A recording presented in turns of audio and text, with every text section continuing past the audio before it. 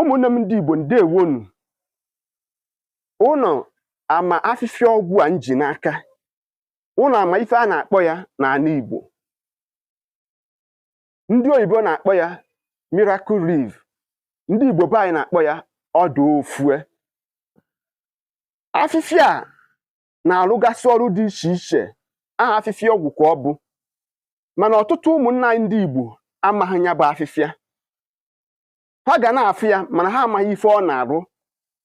Ọ ife ọ na-arụ gasị ka m pụta ka m bịa kọwara unu. Maka ndị be anyị si na ikwu amarọ ibe ezie. Si ife ị nwere ike inyedoro m aka na ndụ a bụ ife ozi a, biko kaba arụ tụsaa ya. Tụsara m ife ozi a ka ụmụnne anyị fụ ya bụ ife ozi a, ka ha tinye ihe n'uchu ka anyị nwee ike ịzọ Igbo ndụ. Ihe ndị a m ya agụsị n'ọtụtụ bụ ife afịfịa ọgwụ a na-arụ. Iji wee kọwa okwu ọfụma, ọ bụrụ na ị na-aya kidney stone, nekwe the remedy. Ọ bụrụ na ị na-aya hepatitis, nekwe the remedy. Ọ bụrụ na PP gị na-agbago na-agbatu, nekwe the remedy. Ọ bụrụ na ị na-aya diabetes, nekwe the remedy. Ọ bụrụ na ụra anaghị aga gị n'anya, ị na-afụ ọsọ onwe gị, ị na-aṅụ ọgwụ oyibo dị iche iche iji wee lahụ ụra, nke bụ akwa akwụrụ, nke bụ ịrụ ụka ịfụnanya. Aha m ekwu ihe m amarọ, nọọ ife m maka m na-akọwa dịka onye Igbo. Chọrọ m ọdụ ofue, this miracle leaf.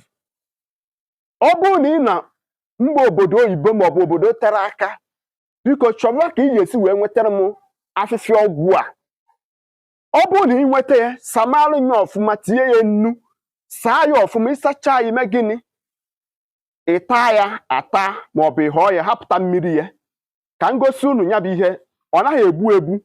Na-eye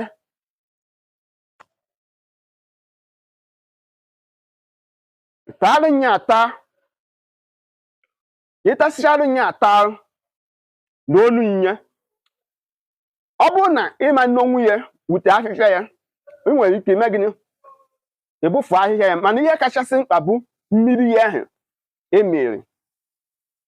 Merụ ya abalị one ma one, everyday, iteta ụra, sachaa atụ, mee gịnị? Were ihe tarụ ya wee jere ebe ị na-eje. Mee ya n'abalị tupu ị na-akpọ ụra.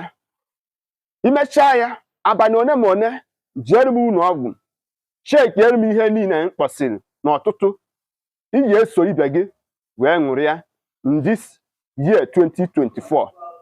Maka na nke a ga-abụ okwu ekwuchara n'iyi, ịrụ ụka ịfụnanya. Ụmụnne m ndị Igbo, ka m si wee nye gị ihe ozi a, kaba arụ nyekwara anyị ụmụnne anyị ka ha mụta. Maka mbụ nwanne gị bụ Maazị JC. Ọ bụrụ na ị chọrọ inweta m on my WhatsApp page, lee anya n'elu ebe ihu m dị, ị ga-afụ ebe my WhatsApp nọmba dị. Biko eme ngwa ngwa emeghara ọdachi. Ụmụnne m deme.